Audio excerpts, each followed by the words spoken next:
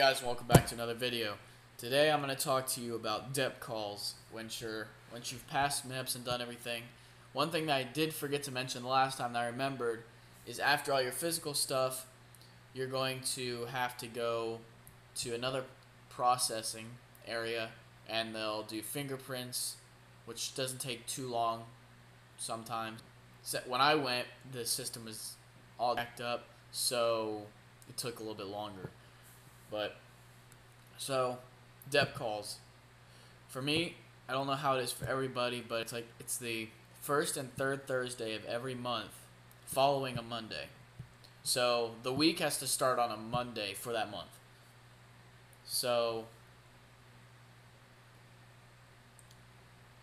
if the Monday, so if you have a new month, whatever, and it's the first week, but if the Monday was part of the previous month, there's no meeting that week. It's the next week. It's weird. And it'll get changed around with all the different months and how each one's set up with the dates.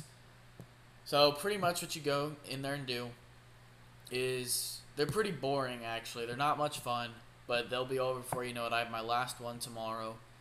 And so you go in with your recruiter, and there are other people there that are in the DEP program with you. Now, in the DEP program, at the beginning, you don't have a job. You're waiting for a job, but you need to be there anyways. They choose jobs come out once a month. So every month is when they do all the job selection, and your recruiter will make sure that they have your list that you want, and they will try and get you a spot that you want. They'll call you, contact you somehow. If they have it and ask you if you want it. If you want it, say yes. Be quick to answer. Do not take your time. Because if you take your time on responding to them, somebody else is going to get the job. Somebody that responded their recruiter faster. So just respond immediately. My recruiter told me, I'm sure every recruiter probably will tell you, always have your phone during that time, like when you're waiting for your job. Have your phone on you at all times. Never leave it anywhere. Always have it on you. So if he calls you or he or she calls or texts you, you answer, you respond as soon as possible. I got lucky. I was getting a little impatient with things. I told him I would take anything. Luckily, I got my top job that I wanted, and apparently it doesn't come out that often. So I was so thankful. And so all the DEP meetings are pretty much, you go in there, you sit around, and you'll check your weight. Some people are recruiters not too worried about with checking weight. I was pretty close to mine. I still am, I guess. So I've been having to check mine every single week, but I'm still staying qualified. My max is 175. I think I said that in the last video. Now I'm at 168, so I'm good now to where I don't think he's gonna have me really weigh myself. But it doesn't matter because it's the last time. So you go in there, you weigh yourself, whatever. Reporting statement. Do not forget your reporting statement. You'll go in, position of attention. Your feet will be at a 45-degree angle like this, and your hands will be like this against the seam lining of your pants. Try and get it there, kind of hard. But the lining of your pants, you're going to be down there.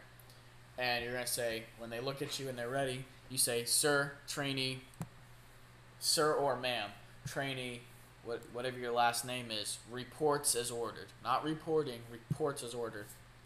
It's a good thing to go on and get that down, because when you go to BMT, you're going to have, when you are talking to an MTI, a military training instructor, and they address you, you have to say, sir or ma'am, trainee, blank, fill in your name, reports as ordered. So for me, it's, sir, trainee Riley reports as ordered. That's what I say to my recruiter, and that's what I'll say to an MTI, male or female, whichever one, sir or ma'am. So you'll do that around, and he'll ask you if you guys have any questions, or he'll give you some news, any updates. We had a blood drive with my recruiting station, because my recruiter was like, this is our way of giving back to the community, is donating blood.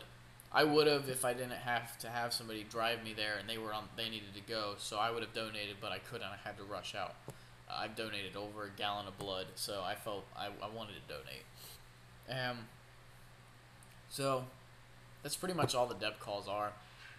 He'll ask you if you have any questions. He'll give you any any updates that he has. Once you have your job, he'll hold you back one meeting and you'll sign your contract. And over the course of while you're waiting to leave, you'll sign your contract a few more times. It's kind of annoying. 30 days out, you have a briefing, and they'll give you some papers. I'd pull mine out and show you, but it has people's information on it, and I don't feel like dealing with all of that stuff. It's called a VARL, is one of them, and that's a paper that you have to have, and it has the person, it has last name, first name, middle initial, I think, their license number, a state ID number, and their birth date. You're not going to be on it. That's so for when you graduate BMT, that's so whoever's on that list while you're at basic, they're going to do a background check on those people. So they can't have committed any crimes that are on a paper that they'll give you, and it'll tell you a time frame like when it was committed, whatever. So you'll just be able to look at that automatically. If they know they did it or you know they did it, just don't put them down. It's just going to be a waste of time. Anybody that already has a military ID does not need it. They can just go and get on base because they can already get on base anyways. And you'll also get a packing list, which it's pretty vague with stuff. I'll go over the packing stuff in a later video, but they don't really give you specifics for how much of stuff to bring. I do recommend you get your own pair of running shoes. It's been recommended to me. I've been told that. I have my running shoes. I have the Nike Air Zoom Pegasus 35s. They were on sale for $106.98. That was with tax, everything. So thank God for that. Good pair of running shoes you want, and they're not cheap, I know.